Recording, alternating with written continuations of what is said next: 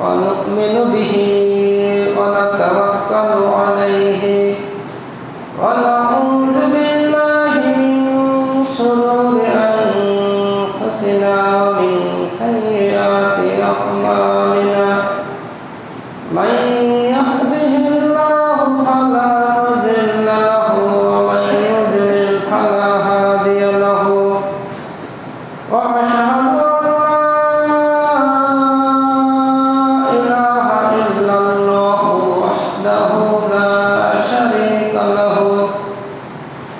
وأشهد أن محمدا عبده ورسوله فإن خير الحديث كتاب الله وخير الهدى هدى محمد صلى الله عليه وسلم وشر الأمور محدثاتها بدعة وكل بدعة ضلالة وكل ضلالة في النار أما بعد أعوذ بالله من الشيطان الرجيم ومن خاف عن الهوى فإن الجنة هي المأوى وعن أبي هريرة رضي الله تعالى عنه قال قال رسول الله صلى الله عليه وسلم قال الله تعالى أعددت لعبادي الصالحين ما لا عين رأت ولا أذن سمعت ولا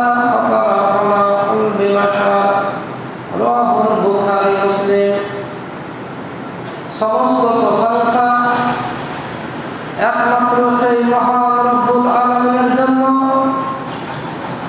যার বিশেষ দয়ায় আজকে আমরা প্রচন্ড গরমের মধ্যে জুমার সালাত পড়ার জন্য উপস্থিত হতে পেরেছি। এজন্য মহান আল্লাহ পাকের দরবারে প্রশংসা জ্ঞাপন করি আলহামদুলিল্লাহ।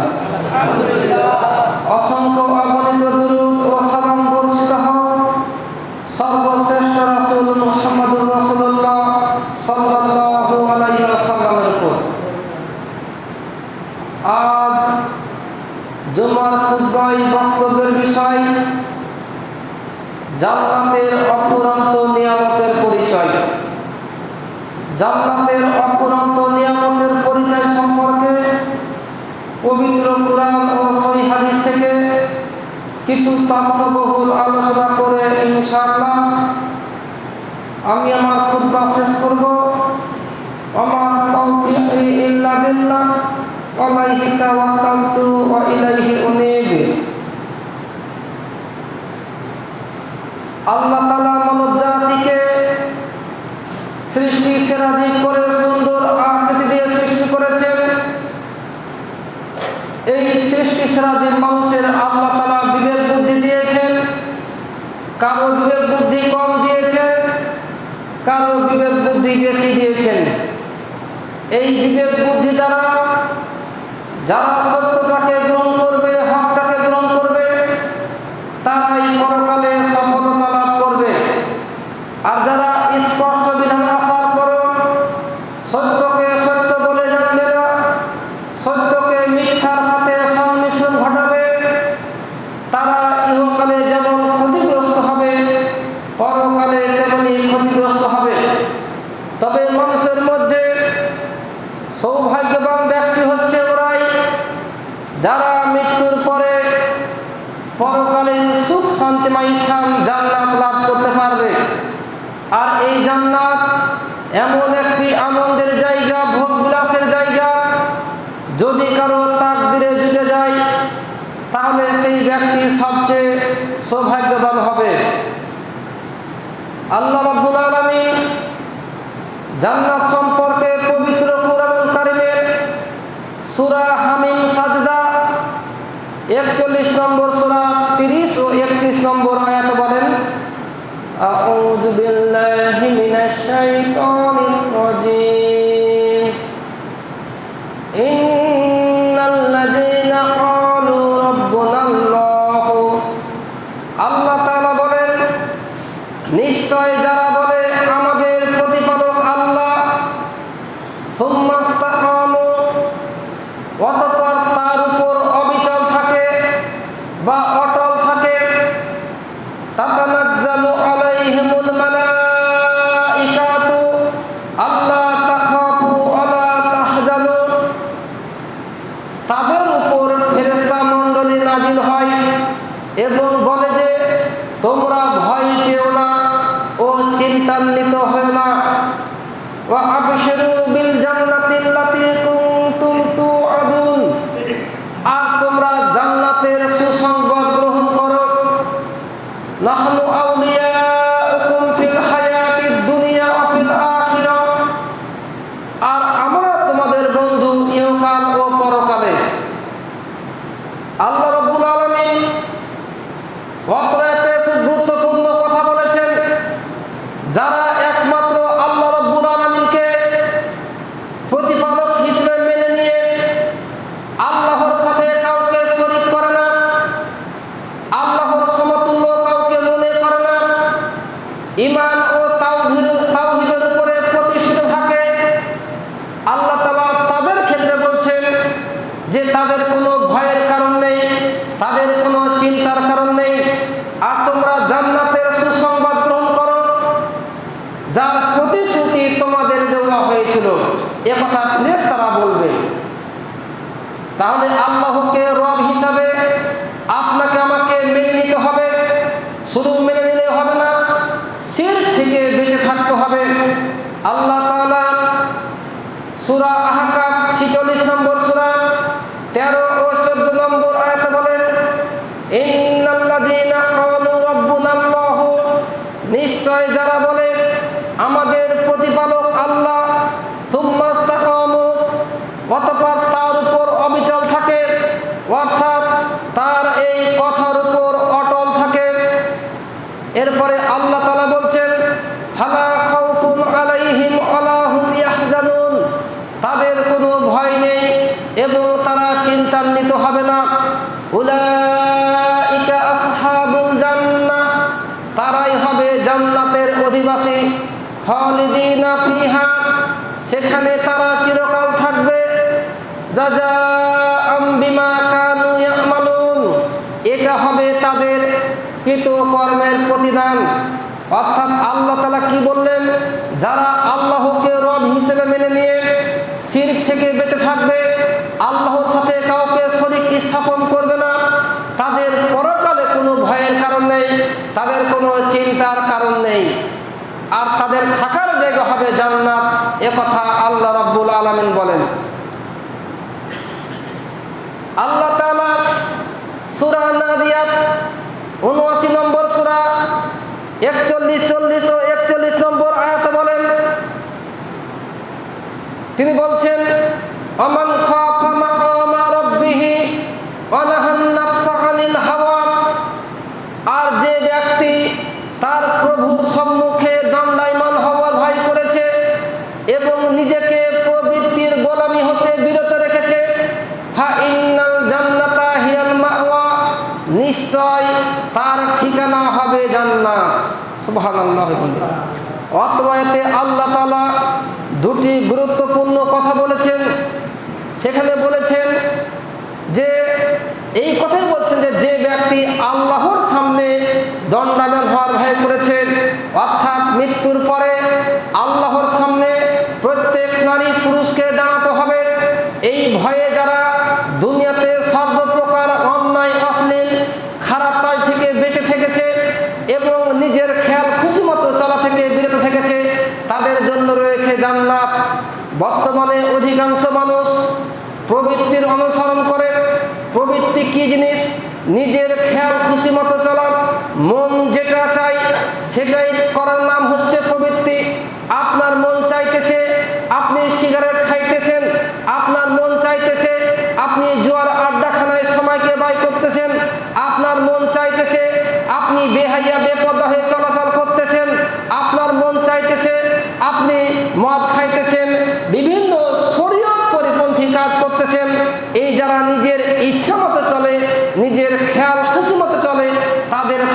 জায়গা হবে জাহান্নাম। আর যারা এই প্রবৃত্তি থেকে নিজেকে বিরত রাখবে তাদের থাকার জায়গা হবে জাহান্নাম, জান্নাত। এ কথা আল্লাহ রাব্বুল আলামিন বলেন। যারা নিজের খেয়াল খুশি মতো দুনিয়াতে চলবে তাদের থাকার জায়গা যে জাহান্নাম হবে, এই সম্পর্কে আবু হুরায়রা রাদিয়াল্লাহু তাআলা আনহু বলেন, রাসূলুল্লাহ সাল্লাল্লাহু আলাইহি ওয়াসাল্লাম বলেছেন, হুজিবাতিন নারু বিশ-শাহওয়াতি ওয়া হুজিবাতিল জান্নাতু বিল মাকারি। জাহান্নামকে মনের প্রবৃত্তি দ্বারা ঢেকে রাখা হয়েছে এবং জান্নাতকে ঢেকে রাখা হয়েছে কষ্টদায়ক বস্তু দ্বারা, যেটা সহিহ বুখারী 6487 নম্বর হাদিস, সহিহ মুসলিম হাদিস একাডেমি 7022 নম্বর হাদিসে এসেছে। নবী সাল্লাল্লাহু আলাইহি ওয়াসাল্লাম অত্র হাদিসে দুটি গুরুত্বপূর্ণ কথা বলেছেন। জাহান্নামকে মনের প্রবৃত্তি দ্বারা ঢেকে রাখা হয়েছে, অর্থাৎ যারা নিজের খেয়াল খুশি মতো চলবে তারা প্রবৃত্তির অনুসরণ করলো আর তাদের থাকার জায়গা হবে জাহান্নাম। আর জান্নাতকে ঢেকে রাখা হয়েছে কষ্টদায়ক বস্তু দ্বারা, অর্থাৎ জান্নাতে যাওয়ার পথ হচ্ছে খুবই কঠিন। এই দুনিয়াতে নিয়ম কানুন মেনে চলতে হয়, নিজের ইচ্ছা মতো চলা যায় না। পুরানো হাদিস যেভাবে নির্দেশ দিয়েছে সেভাবে চলতে হবে আপনাকে আমাকে। এর বিপরীতে কোনো কাজ করলে থাকার জায়গা জাহান্নাম হবে। এই জন্য বলা হয়েছে জান্নাতকে কষ্টদায়ক বস্তু দ্বারা ঢেকে রাখা হয়েছে। তার মানে দুনিয়াতে নিয়ম কানুন মেনে একজন মুমিন নর-নারীকে চলতে হবে। নিজের ইচ্ছা মতো নারী পুরুষ চলতে পারে না এই দুনিয়াতে। কেননা সহিহ মুসলিম 7307 নম্বর হাদিস এবং সহিহ তিরমিজি 2324 নম্বর হাদিসে এসেছে। আবু হুরায়রা রাদিয়াল্লাহু তাআলা আনহু বলেন, রাসূলুল্লাহ সাল্লাল্লাহু আলাইহি ওয়াসাল্লাম বলেছেন, আদ-দুনিয়া সিজনুল মুমিন ওয়া জান্নাতুল কাফির। দুনিয়া মুমিনদের জন্য জেলখানা বা কারাগার এবং কাফেরদের জন্য হচ্ছে জান্নাত। দুইটি কথা নবীজি বলেছেন।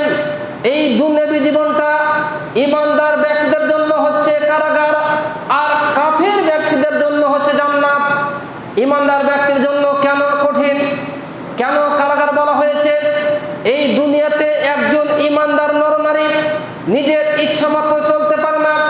মসজিদে প্রবেশ করার সময় সে বাম পা দিয়ে চলতে ঢুকতে পারে না, মসজিদ থেকে বের হওয়ার সময় সে ডান পা দিয়ে বের হতে পারে না। কেননা ইসলামী শরীয়ত তাকে নির্দেশ দিয়েছে মসজিদে ঢোকার সময় তাকে ডান পা দিয়ে ঢুকতে হবে এবং বের হওয়ার সময় বাম পা দিয়ে তাকে বের হতে হবে। একজন মানুষ যখন বাথরুমে প্রবেশ করবে তখন বাম পা দিয়ে সে ঢুকবে, বের হওয়ার সময় ডান পা দিয়ে আগে দিবে। এই নির্দেশকে যারা মেনে চলবে তাদের থাকার জায়গা হবে জান্নাত। আর যারা এই নিয়ম কানুন মেনে চলবে না তাদের থাকার জায়গা হবে জাহান্নাম। এই জন্য নবী সাল্লাল্লাহু আলাইহি ওয়াসাল্লাম বলছেন যে ঈমানদার ব্যক্তিদের জন্য দুনিয়াবী জীবনটা হচ্ছে কারাগার। তার মানে তাকে নিয়ম কানুন মেনে চলতে হয়। একটা পা যদি ধাপ দিতে চায় সে নিজের ইচ্ছা মতো পায়ে ধাপ দিতে পারবে না, তাকে নিয়ম কানুন মেনে চলতে হয়। এজন্য কারাগার বলা হয়েছে। একজন মানুষ যখন জেলখানায় যায় তখন দুনিয়াতে আপনি যেভাবে এলো পাতাড়ি হয়ে চলাচল করছিলেন কারাগারের মধ্যে গিয়ে কিন্তু সেটা পারবেন না, কারণ কিছু নিয়ম কানুন রয়েছে কারাগারে। ওই নিয়ম যেমন মেনে চলতে হয় তেমনি ঈমানদার ব্যক্তিদেরকে এই দুনিয়া চলতে গিয়ে কিছু নিয়ম মেনে চলতে হয়, অর্থাৎ কোরআন হাদিস মেনে চলতে হয়। আর কাফের ব্যক্তির জন্য কেন জান্নাত? কারণ যারা অবাধ্যকারী ব্যক্তি কাফের, তারা কি বলে, খাও দাও ফুর্তি করো, দুনিয়াটা মস্ত বড়। তার মানে দুনিয়ার জীবনকেই তারা প্রাধান্য দিয়ে থাকে, পরকালকে তারা প্রাধান্য দেয় না। অতএব প্রত্যেক মুসলিম নরনারীকে কুরআন সুন্নাহ মোতাবেক চলতে হবে। নিজের ইচ্ছা মতো চলতে সে পারে না। আর যারা নিজের ইচ্ছা মতো চলবে তাদের থাকার জায়গা হবে জাহান্নাম। আর নিয়ম নীতি যারা মেনে চলবে তাদের থাকার জায়গা হবে জান্নাত। আল্লাহ রাব্বুল আলামিন আমাদের সবাইকে যেন প্রবৃত্তির অনুসরণ করা থেকে দূরে থাকার তৌফিক দান করেন। সবাই বলুন আল্লাহুম্মা আমিন। জান্নাত এমন একটি আনন্দের জায়গা, সেখানে মানুষ যা কিছু চাইবে তাই পাবে। তবে মনে রাখতে হবে আল্লাহ রাব্বুল আলামিন নবী সাল্লাল্লাহু আলাইহি ওয়াসাল্লামকে সুখময় স্থান জান্নাত দেখিয়েছেন এবং ভয়াবহ স্থান জাহান্নাম দেখিয়েছেন। সহিহ বুখারী ইমামের আগে রুকু সাজদা ও অন্যান্য কাজ করা হারাম অনুচ্ছেদের মধ্যে এসেছে।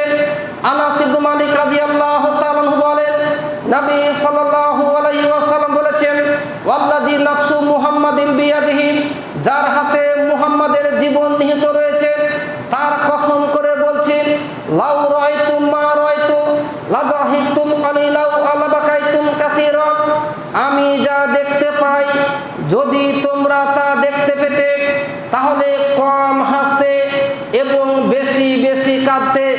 ক্বালু আমা রাআইতা ইয়া রাসূলুল্লাহ, সাহাবায়ে কেরাম জিজ্ঞাসা করলেন, হে আল্লাহর রাসূল সাল্লাল্লাহু আলাইহি ওয়াসাল্লাম, আপনি কি দেখতে পান? তখন নবী সাল্লাল্লাহু আলাইহি ওয়াসাল্লাম বললেন, রাআইতুল জান্নাতা ওয়ান নার, আমি জান্নাত এবং জাহান্নাম দেখতে পাই। তাহলে বোঝা যাচ্ছে যে আল্লাহ রাব্বুল আলামিন নবী সাল্লাল্লাহু আলাইহি ওয়াসাল্লামকে জান্নাত দেখিয়েছেন এবং জাহান্নামের ভয়াবহ দৃশ্য দেখিয়েছেন, যার কারণে নবীজি বেশি বেশি হাসি তামাশা করতেন না, তিনি কান্নাকাটি বেশি করতেন।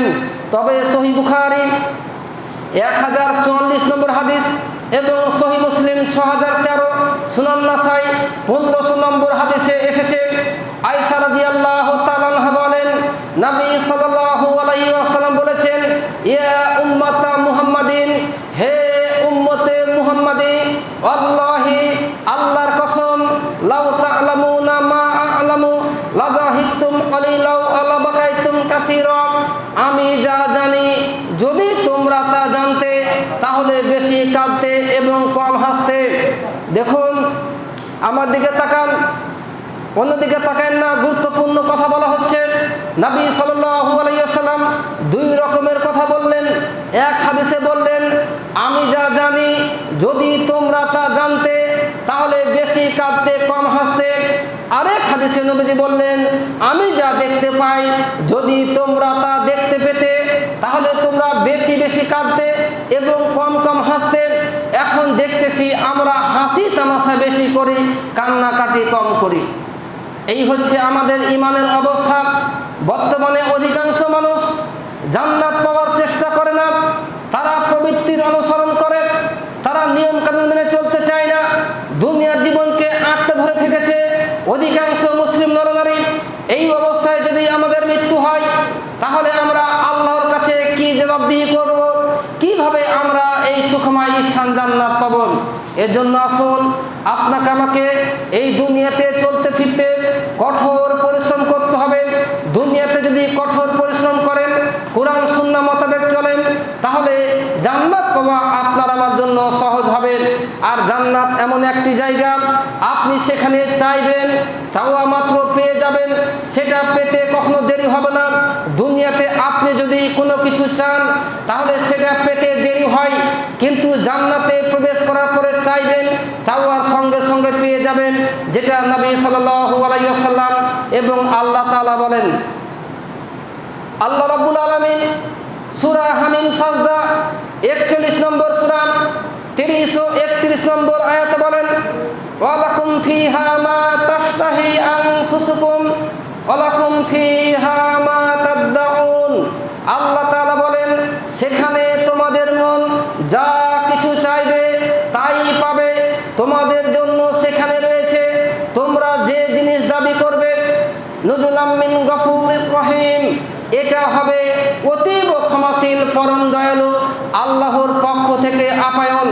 আল্লাহ তাআলা স্পষ্টভাবে বলে দিয়েছেন, জান্নাতে যে সব নারী পুরুষ প্রবেশ করবে তারা সেখানে যা কিছু চাইবে তাই পাবে, যেটাই দাবি করবে সেটাই সঙ্গে সঙ্গে পেয়ে যাবে, এটা পেতে কখনো তাদের দেরি হবে না। এ সম্পর্কে আবু আইয়ুব আনসারী রাদিয়াল্লাহু তাআলা আনহু বলেন, আতান নবী সাল্লাল্লাহু আলাইহি ওয়াসাল্লাম আরাবিয়ুন, একদা এক বেদুন ব্যক্তি নবী সাল্লাল্লাহু আলাইহি ওয়াসাল্লামের নিকট আসলো। ফাকালা ইয়া রাসূলুল্লাহ, সে ব্যক্তি বলল, হে আল্লাহ রাসূল সাল্লাল্লাহু আলাইহি ওয়াসাল্লাম, ইন্নী উহিব্বুল খাইলা আফিল জান্নাতি খাইলুন, আমি ঘোড়া ভালোবাসি, জান্নাতে ঘোড়া পাওয়া যাবে কি? তখন নবী সাল্লাল্লাহু আলাইহি ওয়াসাল্লাম বললেন, ইন উদখিলতাল জান্নাতা উতিতা বিফারাসিন, যদি তোমাকে জান্নাতে প্রবেশ করানো হয় তাহলে তোমাকে মুক্তা দ্বারা তৈরি একটি ঘোড়া দেওয়া হবে। সুবহানাল্লাহি ওয়া বিহামদিহি। মিন ইয়াকুতাতিন লাহু জানহানি ফাহুমিলতা আলাইহিম, যার দুটি পাখা বা ডানা থাকবে তোমাকে তার উপর আরোহণ করানো হবে, সওয়ার করানো হবে। সুম্মা তারাবিকা হাইসু সিতা, অতঃপর তোমার ইচ্ছা মতো সে তোমাকে উড়িয়ে নিয়ে যাবে। অত্র হাদিসটি বর্ণিত হয়েছে সহিহ তিরমিজি 2544 নম্বর হাদিস এবং মিসকাতুল মাসাবি 5643 নম্বর হাদিসে এসেছে। নবী সাল্লাল্লাহু আলাইহি ওয়াসাল্লাম এর অত্র হাদিস থেকে বোঝা যায় যে মানুষ জান্নাতে প্রবেশ করে যদি ঘোড়া কামনা করে তাহলে আল্লাহ তাআলা তাকে মুক্তা দ্বারা তৈরি একটি ঘোড়া দেবেন, যে ঘোড়ার উপরে চড়ে ইচ্ছা মতো সে যেখানে ইচ্ছা সেখানে যেতে পারবে। শুধু তাই নয়, জান্নাতে প্রবেশ করে মানুষ যদি সন্তান কামনা করে তাহলে সঙ্গে সঙ্গে সন্তান পাবে। দুনিয়াতে একজন মানুষ সন্তান যদি কামনা করে চিন্তা করে তাহলে এই প্রসেসিং হতে হতে এক সময় 10 মাস পর 1 বছর পর আসে, অনেক সময় কারো দেরি হয়ে আসে। কিন্তু জান্নাতে প্রবেশ করে মানুষ যদি সন্তান চায় তাহলে সেটা বড় হতে তার দেরি হবে না, সেটা পেতে তার কখনো কষ্ট হবে না। সহিহ তিরমিজি 2563 নম্বর হাদিস, আবু সাইদ খুদরি রাদিয়াল্লাহু তাআলা আনহু বলেন, রাসূলুল্লাহ সাল্লাল্লাহু আলাইহি ওয়াসাল্লাম বলেছেন, আল মুমিনু ইজাস্তাহাল ওয়ালাদা ফিল জান্নাহ, কোন জান্নাতবাসী মুমিন যখন জান্নাতে সন্তান কামনা করবে বা সন্তানের আকাঙ্ক্ষা করবে, কানা হামলুহু ওয়া আযুহু ওয়া সিনহু ফি সাআতিন, তাহলে সঙ্গে সঙ্গে তার স্ত্রী গর্ভধারণ করবে, সন্তান প্রসব করবে এবং সন্তানটি বয়সে হবে যুবক, কামা ইয়াস্তাহিল, এসব তার ইচ্ছা অনুযায়ী মুহূর্তের মধ্যে হয়ে যাবে। অর্থাৎ যে বয়সের সন্তান কামনা করবে সে বয়সের সন্তান সে মুহূর্তের মধ্যে পেয়ে যাবে। তাহলে আল্লাহ নবীজি কি বললেন, জান্নাতে প্রবেশ করে যখন কোনো মুমিন ব্যক্তি সন্তান কামনা করবে আল্লাহ নবীজি বলছেন সঙ্গে সঙ্গে তার স্ত্রী গর্ভধারণ করবে, সন্তান আপনার হবে এবং সেই সন্তানটি বয়সে হয়ে যাবে যুবক। তাহলে চিন্তা করে দেখুন, মানুষ চাইবে পাবে না এমনটা কখনো হবে না। জান্নাতে পেতে কোনো কিছু কষ্ট লাগে না, বরং আপনি বসে থেকে আপনি অর্ডার করবেন, সঙ্গে সঙ্গে সেটা পেয়ে যাবেন। যারা নিম্নমানের জান্নাতি হবে তাদের ক্ষেত্রে নবী সাল্লাল্লাহু আলাইহি ওয়াসাল্লাম কি বলছেন, যেটা সহিহ মুসলিম 342 নম্বর হাদিস, আবু হুরায়রা রাদিয়াল্লাহু তাআলা আনহু বলেন, নবী সাল্লাল্লাহু আলাইহি ওয়াসাল্লাম বলেছেন, ইন্না আদনা মাকাদি আহাদিকুম মিনাল জান্নাহ, নিশ্চয় তোমাদের মধ্যে যে ব্যক্তি জান্নাতে সবচেয়ে নিম্নমানের হবে, আইয়াকুলা লাহু, তাকে বলা হবে তামান্না, তুমি তোমার আশা আকাঙ্ক্ষা প্রকাশ করো, ফাইয়া তামান্না ওয়াইয়া তামান্না, তখন সে তার আশা আকাঙ্ক্ষা প্রকাশ করবে এবং আরো আশা আকাঙ্ক্ষা প্রকাশ করবে। অর্থাৎ বারবার সে অনেক অনেক আশা আকাঙ্ক্ষা প্রকাশ করবে। আল্লাহ রাব্বুল আলামিন অবশেষে তাকে বলবেন, হাল তামান্নাইতা, তোমার আশা আকাঙ্ক্ষা শেষ হয়েছে কি? তখন জান্নাতি ব্যক্তি বলবে নাম, হ্যাঁ। তখন আল্লাহ তাআলা বলবেন, ফা ইন্না লাকা মা তামান্নাইতা ওয়া মিসলাহু মাহু, তুমি যা চেয়েছো তা এবং তার সমপরিমাণ দ্বিগুণ তোমাকে আরো দেওয়া হলো। সুবহানাল্লাহ। দেখুন উচ্চমানের জান্নাতি সম্পর্কে এই কথা নবী সাল্লাল্লাহু আলাইহি ওয়াসাল্লাম বলেননি, বরং একটা নিম্নমানের জান্নাতি সম্পর্কে বলেছেন।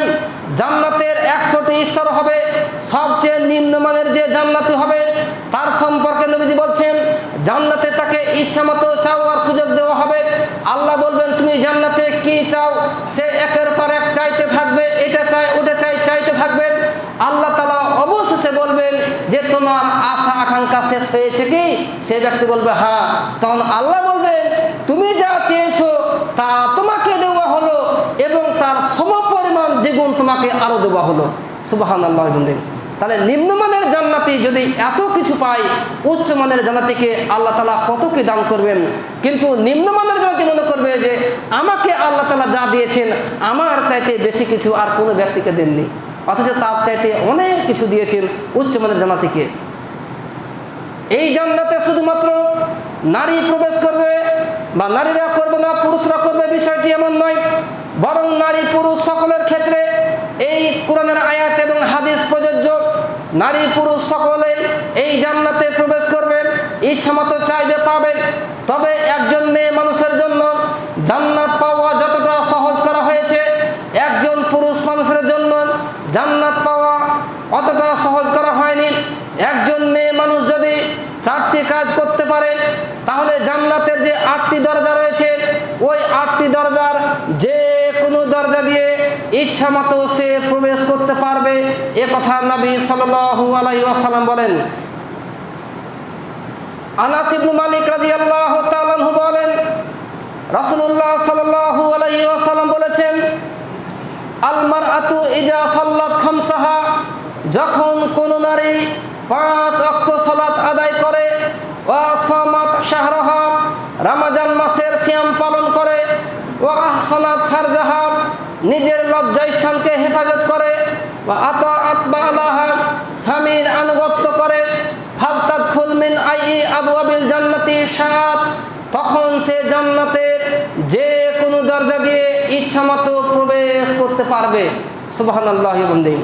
অত্র হাদিসটি বর্ণিত হয়েছে সহিহ ইবনে হিব্বান 4163 এবং মিসকাতুল মাসাবির 3254 নম্বর হাদিসে এসেছে। নবী সাল্লাল্লাহু আলাইহি ওয়াসাল্লাম অত্র হাদিসে 4টি গুরুত্বপূর্ণ কথা বলেছেন।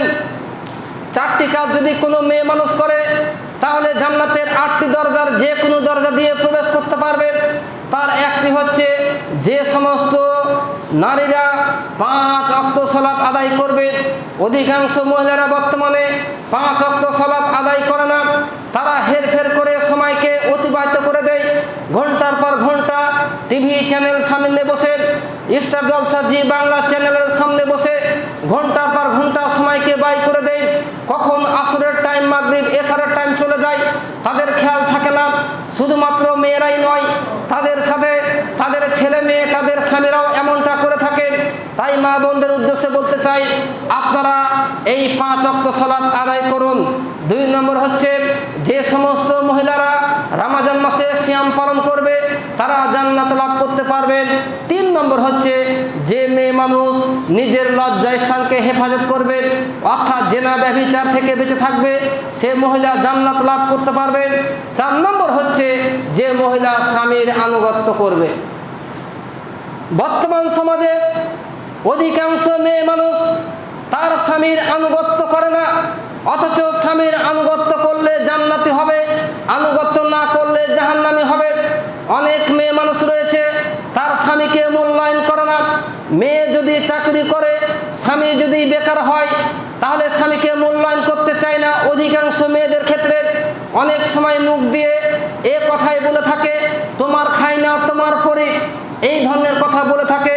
মনে রাখতে হবে, আপনি একজন মেয়ে মানুষ, আপনার স্বামী যত গরিব হোক না কেন, আপনার কাছে সে হক রাখে, ভালো ব্যবহার করার হক রাখে, অধিকার রাখে। আপনার স্বামী যত গরিব হোক না কেন, যতই নিম্নমানের চাকরি করুক না কেন, আপনার স্বামীর সাথে আপনার আচরণ ভালো করতে হবে। কেননা একজন মেয়ে মানুষ কিভাবে তার স্বামীকে মূল্যায়ন করবে, দেখুন সহিহ আবু দাউদ 2140 নম্বর হাদিস এবং সহিহ তিরমিজি 1159, সহিহ ইবনে মাজাহ 1853 নম্বর হাদিসে এসেছে।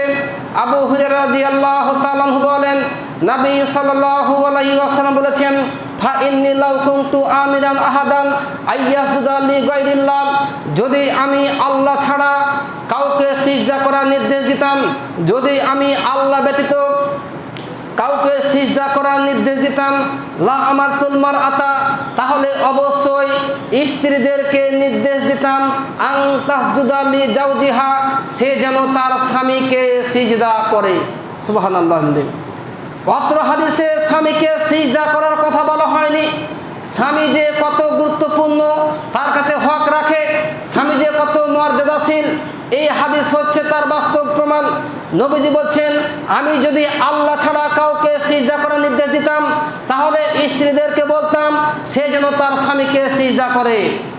একজন মেয়ে মানুষ যদি তার স্বামীর সাথে খারাপ আচরণ করে, স্বামীকে অসন্তুষ্ট রেখে রাত্রি যাপন করে, 2 দিন 4 দিন 5 দিন কথা না বলে, তাহলে ওই মহিলা যদি সালাত পড়ে, তাহলে ওই মহিলার সালাত তার কানের সীমা অতিক্রম করবে না, অর্থাৎ তার সালাত কবুল হবে না। তার প্রমাণ সহিহ তিরমিজি 360 নম্বর হাদিস এবং মিশকাতুল মাসাবির 1122 নম্বর হাদিসে এসেছে।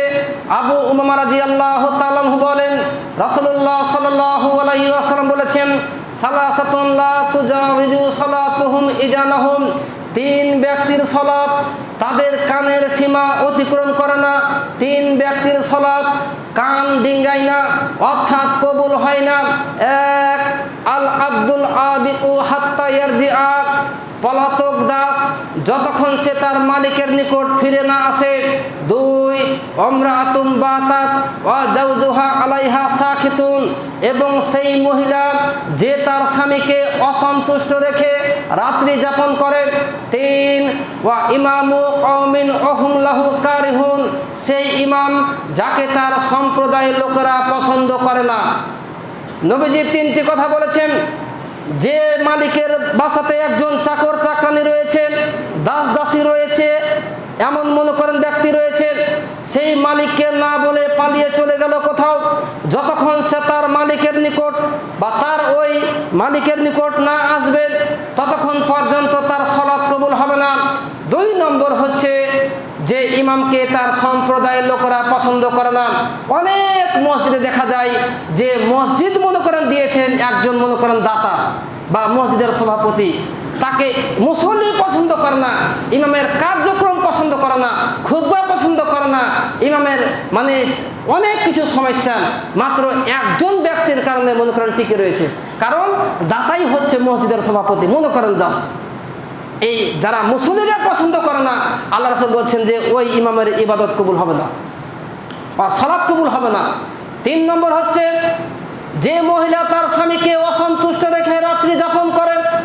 অনেক মহিলারা স্বামীর সাথে খারাপ আচরণ করে, সারা রাত স্বামীর সাথে কথা বলে না, স্বামী অসন্তুষ্ট থাকে, তার স্ত্রীর প্রতি নাখোশ থাকে। আল্লাহ রাসূল বলছেন এই মহিলার সালাত কবুল হবে না। তাহলে 4টি কাজ করলে মহিলা জান্নাতে যাবে। আর যদি তার মধ্যে একটি হচ্ছে স্বামীর আনুগত্য করা, স্বামীর আনুগত্য না করলে ওই মহিলা জান্নাতি হবে না।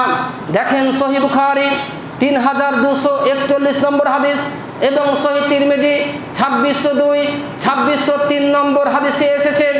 ইমরান ইবনে হুসাইন রাদিয়াল্লাহু তাআলা আনহু বলেন, নবী সাল্লাল্লাহু আলাইহি ওয়াসাল্লাম বলেছেন, আত-তালাতু ফিল জান্নাতি ফারাআইতু আকসারা আহলিহাল ফুকারা, আমি জান্নাতের দিকে লক্ষ্য করে দেখলাম যে তার বেশিরভাগ অধিবাসী হচ্ছে গরিব। আত-তালাতু ফিন নারি ফারাআইতু আকসারা আহলিহান নিসা, আর আমি জাহান্নামের দিকে লক্ষ্য করে দেখলাম যে তাকিয়ে দেখলাম যে তার বেশিরভাগ অধিবাসী হচ্ছে নারী। তাহলে আল্লাহ নবী বললেন 4টি কাজ করলে মহিলারা জান্নাতে যাবে, আর বলছে যে জাহান্নামের বেশিরভাগ অধিবাসী হবে নারী। তার মানে কি তাদের এই সমস্ত কার্যকলাপের ক্ষেত্রে গাফলতি পাওয়া যাবে। তার মনে রাখতে হবে বেশিরভাগ মহিলা হবে জাহান্নামী। বেহাইয়া বেপর্দা হয়ে চললে জাহান্নামে যেতে হবে। স্বামীর অবাধ্যতা করলে জাহান্নামে যেতে হবে। 5 ওয়াক্ত সালাত আদায় না করলে জাহান্নামে যেতে হবে। জেনা ব্যভিচার থেকে বিরত না থাকলে জাহান্নামে যেতে হবে। অতএব মা বোনদের উদ্দেশ্যে বলতে চাই, আপনারা 4টি কাজ খুব গুরুত্ব সহকারে পালন করবেন। 1 5 ওয়াক্ত সালাত আদায় করবেন। 2 রমজান মাসে সিয়াম পালন করবেন। 3 জেনা ব্যভিচার থেকে বেঁচে থাকবেন। 4 স্বামীর আনুগত্য করবেন। তাহলে জান্নাত পাওয়া আপনার জন্য সহজ হয়ে যাবে। আল্লাহ রাব্বুল আলামিন আমাদের এই মুসলিম মহিলাদেরকে যেন এই 4টি কথার উপরে আমল করার তৌফিক দান করেন। সবাই বলুন আমিন। দেখুন জান্নাত কত আনন্দের জায়গা, কত ভোগ বিলাসের জায়গা। মানুষের জন্য আল্লাহ তাআলা জান্নাতে এমন জিনিস তৈরি করে রেখেছেন যেটা মানুষ কখনো কল্পনাই করেনি, মানুষ কখনো চিন্তাই করেনি। আবু হুরায়রা রাদিয়াল্লাহু তাআলা আনহু বলেন, রাসূলুল্লাহ সাল্লাল্লাহু আলাইহি ওয়াসাল্লাম বলেছেন, আল্লাহ তাআলা বলেন, আ'দাতু লিইবাদি সালিহিনা, আমি আমার সৎকর্মশীল বান্দাদের জন্য সেখানে প্রস্তুত প্রস্তুত করে রেখেছি, সেখানে বলতে জান্নাতে প্রস্তুত করে রেখেছি মালা আইনুর রাত, এমন জিনিস যা কখনো কোনো চোখ দেখেনি, ওয়ালা উযুনুন সামিয়াত, যা কখনো কোনো কান শুনেনি, ওয়ালা খাতারা আলা কলবি বাসার, যা কখনো কোনো অন্তর কল্পনাও করেনি। যেটা সহিহ বুখারী 3244 নম্বর হাদিস, সহিহ মুসলিম 7024 থেকে 7027 নম্বর হাদিস এবং সহিহ তিরমিজি 3197 নম্বর হাদিসে এসেছে।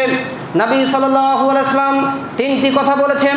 আল্লাহ তাআলা তার জান্নাতি বান্দা বান্দীদের জন্য এমন জিনিস তৈরি করে রেখেছেন মানুষের চোখ কোনোদিন দেখেনি, অথচ মানুষ এই চোখের মাধ্যমে কত কল্পিত কাহিনী পূর্বে শুনেছে, বর্তমানে শুনছে, কিয়ামত পর্যন্ত শুনবে। অথচ আল্লাহ তাআলা বলেন মানুষের চোখ কোনোদিন দেখেনি, মানুষের কান কোনোদিন শুনেনি, অথচ মানুষ এই কানের মাধ্যমে কত কল্পিত কাহিনী শুনেছে। আল্লাহ তাআলা বলেন মানুষের অন্তর কোনোদিন কল্পনা করেনি, অথচ মানুষ এই অন্তরের মাধ্যমে অনেক কিছু পরিকল্পনা করে থাকে। যদি এটা হতো তাহলে জীবনের ইচ্ছা পূরণ হতো। আল্লাহ তাআলা যদি আমাকে এটা দিতেন তাহলে জীবনে আর কোনো কিছু চাওয়া থাকতো না। এই ধরনের অনেক কিছু মানুষ অন্তরের মাধ্যমে পরিকল্পনা করে থাকে, অথচ আল্লাহ তাআলা বলছেন মানুষের অন্তর কোনোদিন কল্পনাও করেনি। তাহলে একটু ভেবে দেখুন জান্নাত কী জিনিস। এই জান্নাত পেতে হলে আপনাকে আমাকে পবিত্র কোরআন এবং সহিহ হাদিস এই দুটি জিনিসকে আঁকড়ে ধরতে হবে। তাহলে এই সুখময় জান্নাত পাওয়া আপনার আমার জন্য সহজ হবে। জান্নাত পাওয়ার জন্য আরও কিছু মাধ্যম রয়েছে, যে মাধ্যমগুলো সম্পর্কে আমাদের অবগত হওয়া খুবই জরুরি। তবে আর কয়েকটা কথা আপনাদের সামনে পেশ করতে চাই। জান্নাত যে কত দামি জায়গা, এই দুনিয়ার সাথে সেটাকে তুলনা করা যাবে না। দুনিয়াবী জীবনটা হচ্ছে একটি ক্ষণস্থায়ী জীবন, আর পরকালীন জীবন জান্নাত হচ্ছে চিরস্থায়ী জীবন। আবু হুরায়রা রাদিয়াল্লাহু তাআলা আনহু বলেন নবী সাল্লাল্লাহু আলাইহি ওয়াসাল্লাম বলেছেন মাউযিউ সাউতিন ফিল জান্নাতি খায়রুম মিনাদ দুনিয়া ওয়া মা ফিহা, জান্নাতে একটি চাবুক রাখা পরিমাণ জায়গা, জান্নাতে একটি ধনুক বা চাবুক রাখা পরিমাণ জায়গা, খায়রুম মিনাদ দুনিয়া ওয়া মা ফিহা, গোটা পৃথিবী এবং তার মধ্যে যা কিছু রয়েছে তার সব কিছুর চাইতে উত্তম। সুবহানাল্লাহি ওয়া বিহামদিহি। অত্র হাদিসটি বর্ণিত হয়েছে সহিহ বুখারী 3250 নম্বর হাদিস এবং সহিহ তিরমিজি 1648 নম্বর হাদিসে এসেছে। নবী সাল্লাল্লাহু আলাইহি ওয়াসাল্লাম খুব গুরুত্বপূর্ণ কথা বলেছেন। জান্নাতে একটি ধনুক বা চাবুক রাখা জায়গা রয়েছে।